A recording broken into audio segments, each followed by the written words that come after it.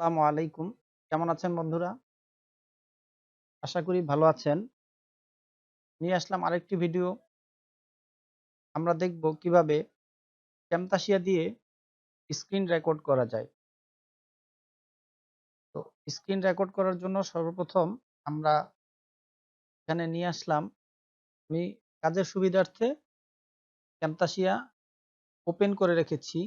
Camtasia এই red আইকনটা আছে রেকর্ড। এই রেকর্ডে আমি ক্লিক করলেই এই রেকর্ড বাটনে ক্লিক করলেই আমাদের রেকর্ড অপশনে নিয়ে যাবে।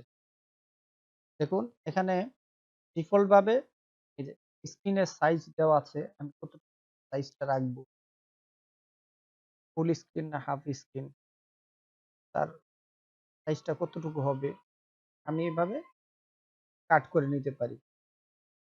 তো আমি এখানে দেখানোর জন্য নিচের যে আইকন বারটা আছে, আমি আইকন বারটা হাইড করে রাখলাম। এখন আমরা রেকর্ড বাটনে ক্লিক করলে 3 সেকেন্ডের মধ্যে রেকর্ড চালু হয়ে যাবে। দেখুন, প্রেস F10 যদি আপনি স্টপ করতে চান, রেকর্ডটা স্টপ করতে চাইলে F10 বাটনে ক্লিক করলেই হবে। তো এখন রেকর্ড হচ্ছে। দেখুন এখানে টাইমার চালু আছে। তো এখানে একটা বিষয় লক্ষ্য করার, যে আমরা চাইলে অডিওটা কমাতে পারবো, বাড়াতে পারবো, আরো টুলস আছে। তারপরে পুশ করতে পারবো, ডিলিট করতে পারবো। এবং যদি এখন পুশ করি, দেখুন টাইমার অফ হয়ে গেছে। এখন স্ক্রিন রেকর্ডটা বন্ধ আছে। তো আমি চালু করে দেই।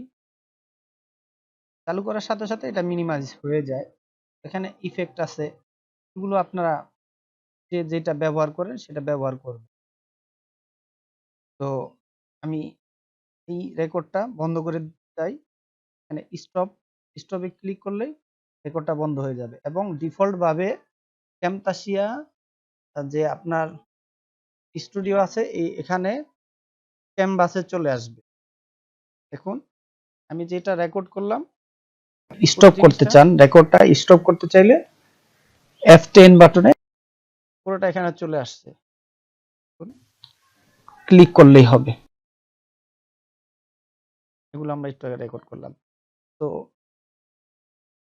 একটা জিনিস সুবিধা, যে সাথে সাথে এটা চলে আসে আপনার